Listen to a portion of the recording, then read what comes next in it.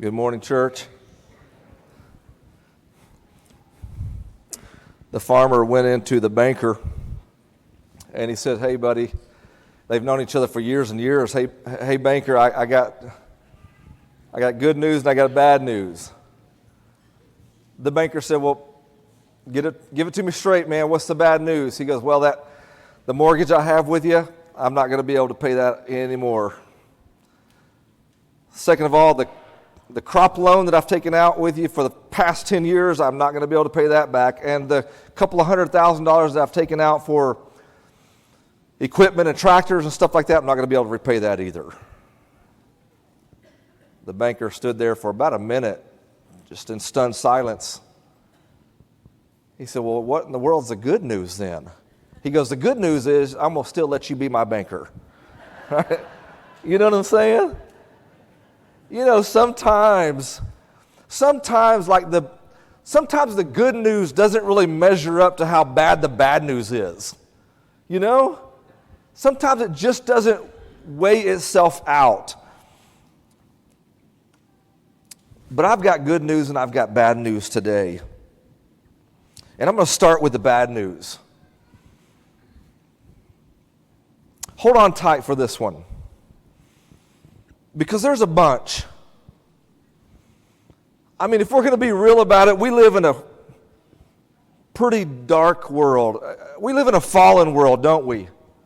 I mean, war in the Middle East and Ukraine and Russia and tensions with China and Iran and North Korea doesn't seem to stop. Increasing political upheaval during election years, earthquakes and wildfires and tsunamis and mass shootings.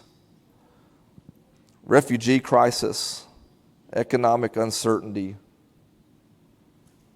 That's not even the personal stuff. Some kind of dire diagnosis, job loss, death of a loved one, rebellion of a child, financial difficulties. I've got worse news than that today, though. All that I just listed, this is going to top all of it. You ready for this? Actually, it's terrifying news. And it applies to every one of you, every person in this room. I'm included. Every person. Matter of fact, I'm not sure how bad we actually know it is. How horrible it is. You and I are sinners. Paul said, "What then? Are we better than they? Not at all, for we've previously charged that both Jews and Greeks, Gentiles, are all under sin." All are under sin. Romans 3 and verse 23, "For all have sinned." That's you. That's me. Romans 5:12, "Therefore, just as through one man sin entered the world, and death through sin, and thus death spread to all men because all have sinned." I mean, what does that really mean to be a sinner? Well, I got to tell you, it means God's law is broken. 1 John chapter 3, "Whoever commits sin commits lawlessness, and sin is lawlessness." It started Genesis 3 in the garden. Carries on to you and to me. And I got to tell you, it only actually takes one time, one sin, to have a membership to sin. One thing, James chapter 2 says, "For whoever shall keep the whole law and yet stumble in just one point, he is guilty of the whole thing." It only takes one thing that you've done. You don't have to name them all. You don't have to go through your list of mess that you've created or guilt that you have in your past. Just one will do. Right? Just one. If you, look, all of law, God's law, man's law, whatever law it may be, commit one thing under it, you've broken the whole thing. That's what a law is all about. You and I know what it is to live under law. Every school, every company, every city, every county, state, country lives under laws or rules. Everywhere we look, there is a law. Traffic, business, tax, criminal, environmental, marriage, everywhere you turn. And what's the consequences of breaking any of those laws? It's a penalty. Law means there's penalties. Every law has penalty, or it wouldn't be a law. Every rule has a penalty to it, or it wouldn't be a rule. Hey, you got to do this. If you don't, nothing will happen. Well, then I don't have to do it. What do you mean I got to do this, but nothing will happen? We all understand that concept, don't we? That every law comes with a penalty. So 2 basic ground rules that we all come to know. Keep the law, escape the penalties. Break the law, suffer the penalties. God's laws are no different. No different than that, except it's not penalties, plural, with breaking God's law. It's penalty, singular. Just one penalty. Eternal fire of hell.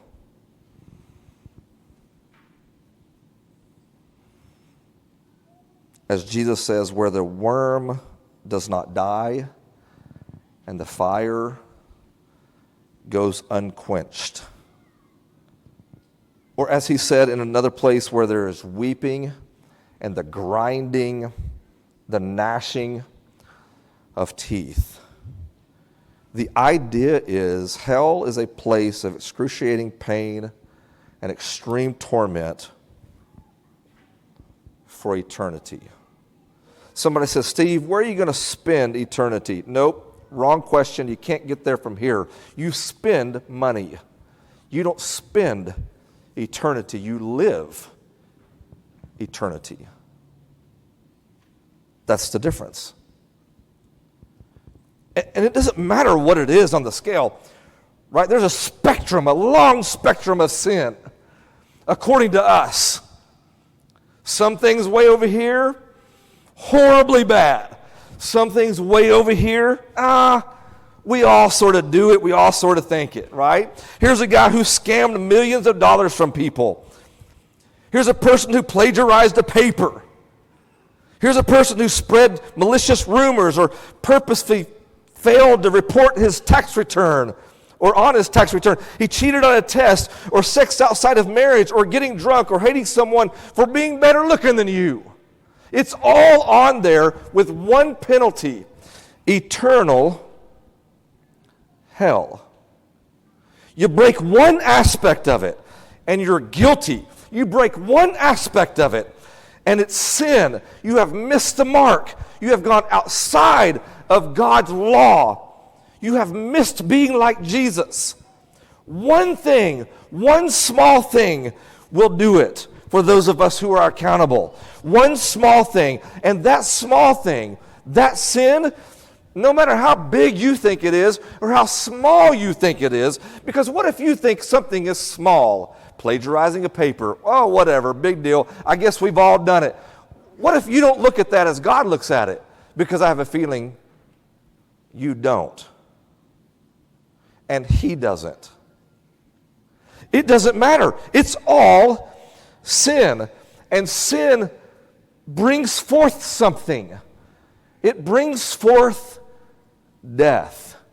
Romans 6:23, the payment, the wages of sin is death.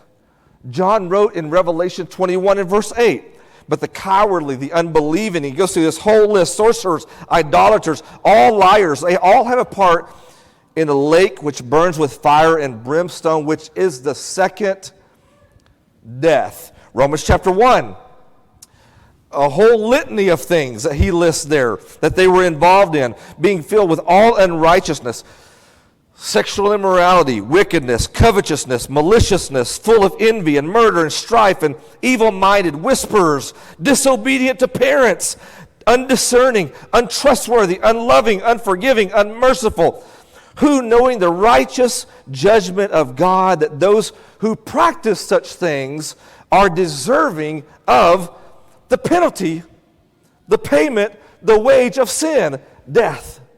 That's what he says. Justice,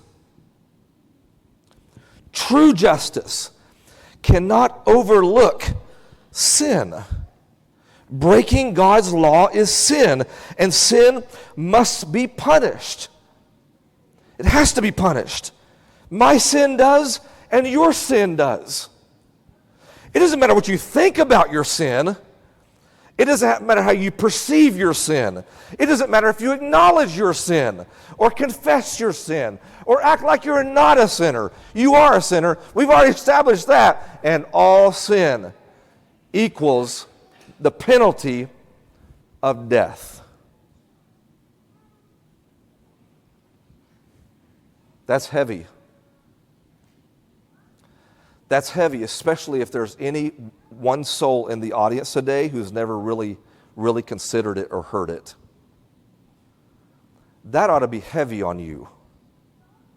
Let me give you permission, if you've just heard this for the first time, or if you've heard this all growing up, let me give you permission to let that be weighty on you. It ought to weight you down. It ought to grieve you. It ought to stir your stomach. It ought to do something to your emotions on the inside. Because sin brings spiritual death.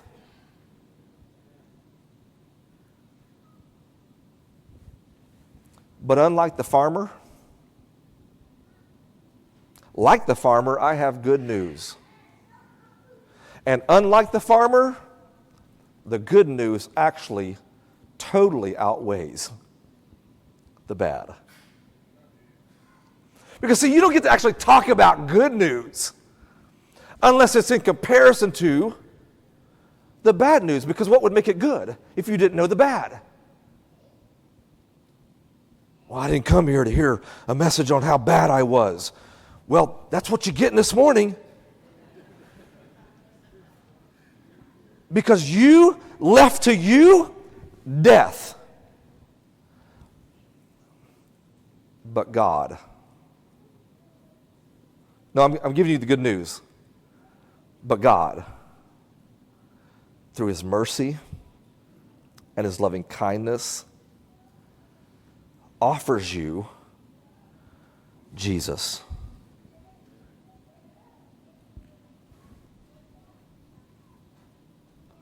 You know, God has provided a way to avoid, under His law, to avoid the penalty that we just talked about of eternal hell. You see, God's holiness, His justice has to punish sin. But God's love and His kindness must forgive sin. This is the good news. The good news is His grace reaches you this morning. His grace. Grace is a broad term. It's like an umbrella term. There are things under the umbrella that's protected on the inside of that. But grace is this concept of, I love you so much that I gave my son for you, and you don't deserve it, and there's nothing you could do to even start earning it. But try anyway. We've missed this in the church. We've often said that of grace is, there's nothing you can do, don't even try. No, that's not the concept in the New Testament. The New Testament is, with Paul and his teachings, I have the grace of God. There's nothing I can do to earn it. I didn't deserve it, but boy, I am so thankful. I'm going to live the rest of my life for you, Jesus. I know I'll never earn. This isn't about earning. This isn't an earning system. That's not what grace is. Grace is a benefactor that has so much to offer that He gives everything on your behalf through Jesus. This is the good news. It's called substitution and exchange. God sent His Son, Jesus the Christ, into the sinful world as your substitute to take your place. You don't deserve it. You deserve death. You deserve the penalty of the law. But he came to take my punishment. He came to pay my debt. He came to take on the horror of the wrath of God, and he did it for me. He did it for you. It's why Paul said in Galatians 2 and verse 20, I have been crucified with Christ. It's no longer I who live, but Christ who lives in me. And the life that I now live in the flesh, I live by faith of the Son of God who loved me and gave himself for me. For me. So we take the journey back in time, in our heads, at this moment, about 2,000 years, as we picture the soldiers stripping his clothes off and tying him to a post. They had a name for it. The name was called the Little Death. Scourging is what your Bible says. They called it the Little Crucifixion. They perfected the Romans. The centurions, they perfected it. They could beat that body all the way to the point of death and yet withdraw and not kill him. And that's what they did. Stripe after stripe, ripping the skin. Stripe after stripe of bone, ripping the skin. And they beat him all the way to the doorstep of death. And then they pull him up and put his clothes back on him. And as that blood dries, they bring a cross to him. And he has to bear that cross up the road, up the hill, a long ways to his death. As they mocked him, as they scorned him, as they spit in his face, and then they put nails in his hands. And they positioned him just right, where if he wanted to take any breath at all, he had to push against the nails in his feet to take a breath.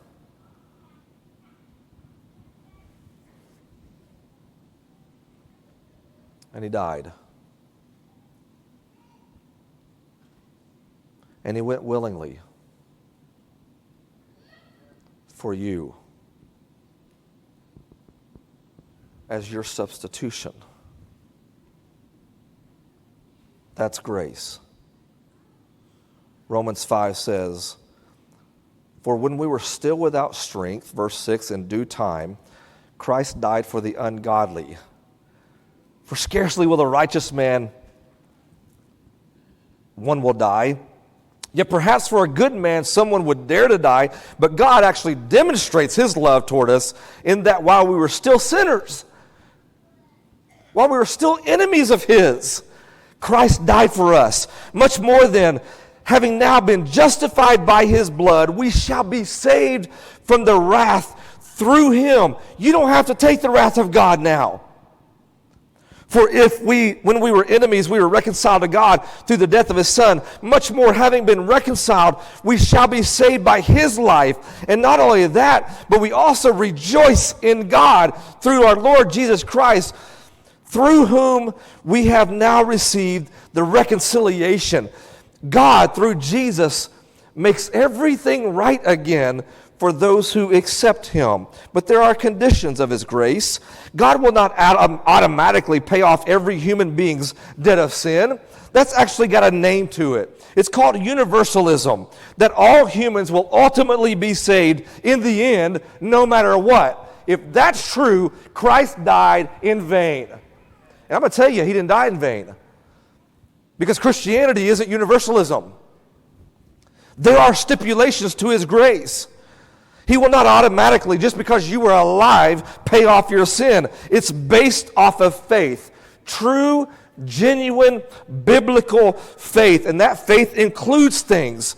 Repentance, confession, baptism. All of that is in the bin of faith. Hebrews 11 verse 6. Without faith, it is impossible to please him. For he who comes to God must faith in him. faith that he is him, and he is the rewarder of those who diligently seek him. Ephesians 2 says, for by grace you have been saved through faith. Those are the conditions. There are strings attached, and God gets to call that shot. You don't get to call it. It's his gift. He gets to call it. This is where a lot of our Protestant friends and believers differ from us. Many from that movement have the background of believing that one must just believe something about Jesus and then accept him into his heart. Something like the sinner's prayer. We're not making fun of people. I'm just going to tell you the truth today, because this is the good news, but you got to accept it on his terms if it's going to be good in your life. But let me tell you something. The faith that saves is the faith that obeys. And that's just the truth this morning. Friends, we have to get this right. Your soul depends on it, and other people's souls depend on you sharing the good news with them. And you got to get the news right. You can't make the news up yourself. You can't alter the news. You can't change the news. Like he gave you the good news.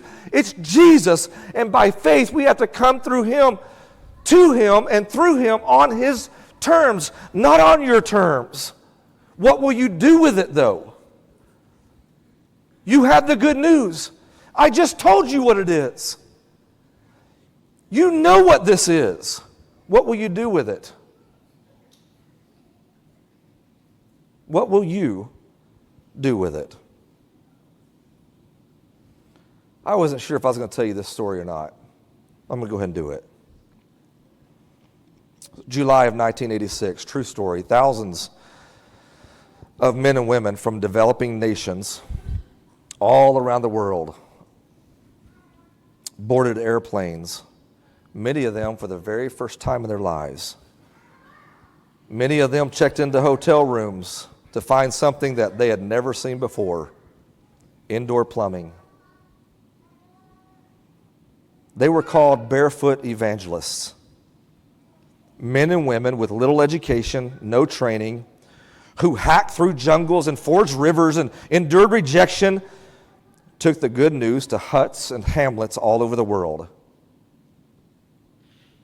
A man by the name of Billy Graham. Many of you have heard the name.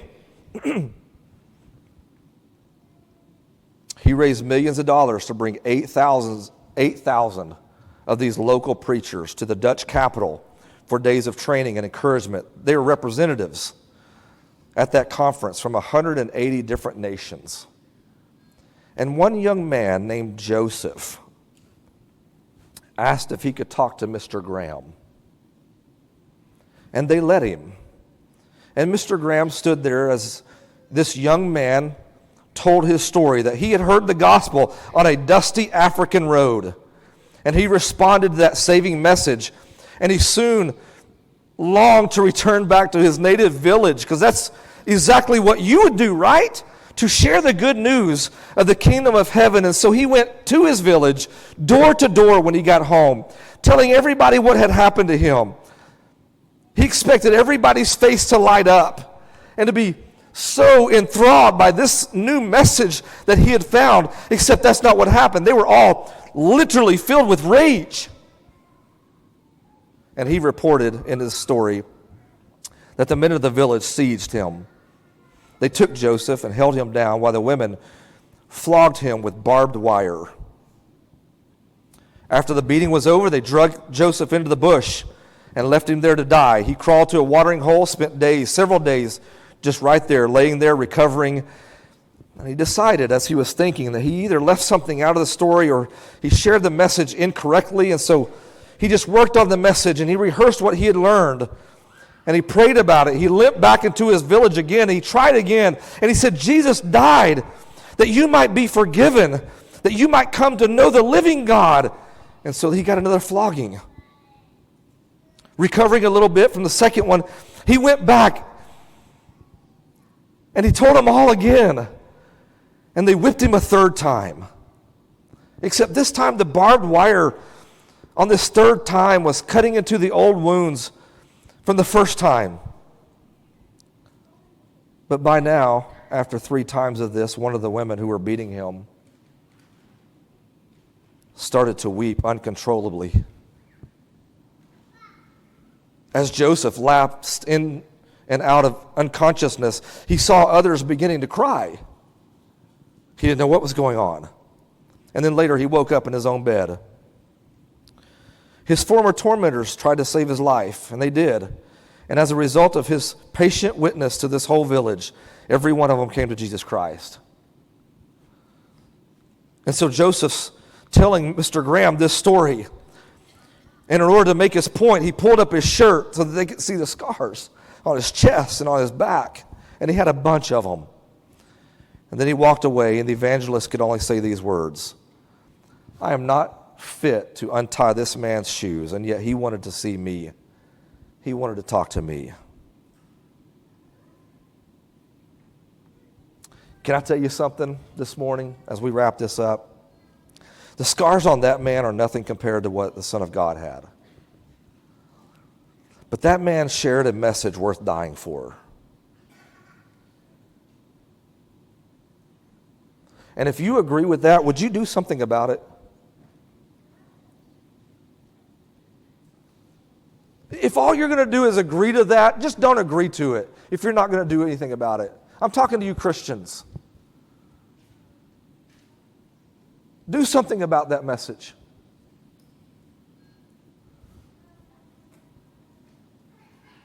Because you've heard a message this morning that I think is worth dying for. But I also think it's worth living for.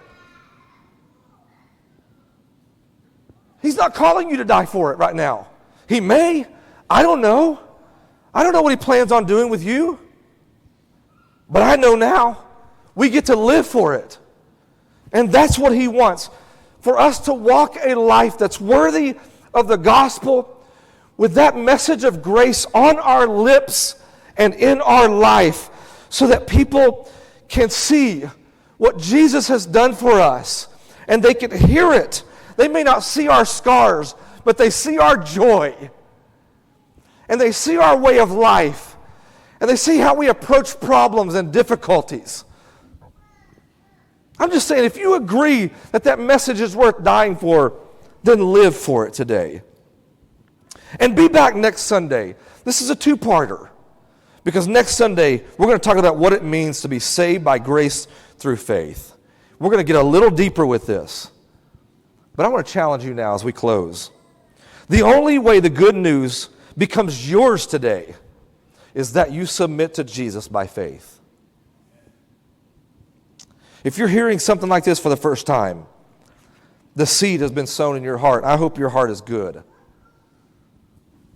I'm sure it is. I hope it is. I hope you accept this message, but you have to accept it on faith. Hebrews 11 and verse 17, he gives us an example of someone obeying Jesus by faith. Hebrews 11 and verse 17 says, by faith Abraham, when he was tested, he offered up his son Isaac, and he who had received the promises, Abraham, was offering up his only unique son. By faith, he obeyed the Lord. James chapter 2 and verse 17, even so faith, if it has no works, is dead, being by itself. James chapter 2 goes on and he uses Abraham as an example. Was not Abraham, our father, justified by works when he offered up his son Isaac on the altar? Then you see that faith was working through his deeds, through his obedience. As a result of the works, his faith was perfected. You see, this faith that saves is the faith that obeys. It does the will of the Father. It doesn't just intellectually accept something. We obey that gospel. And so be back next week. We're so glad that you were here today to hear this message. If you're not a Christian, the seed has been sown. Let that seed grow. And do something about that message so that you don't have to have the penalty of death. We don't want you to spiritually die. We beg you, don't spiritually die. We want you to live eternally with us. And if you're a Christian and you haven't been living worthy of the gospel, worthy of that message, I encourage you right here, right now, whether it's in front of the church family or it's with one of the shepherds in the back, make that right. Make that right with Him, with your life.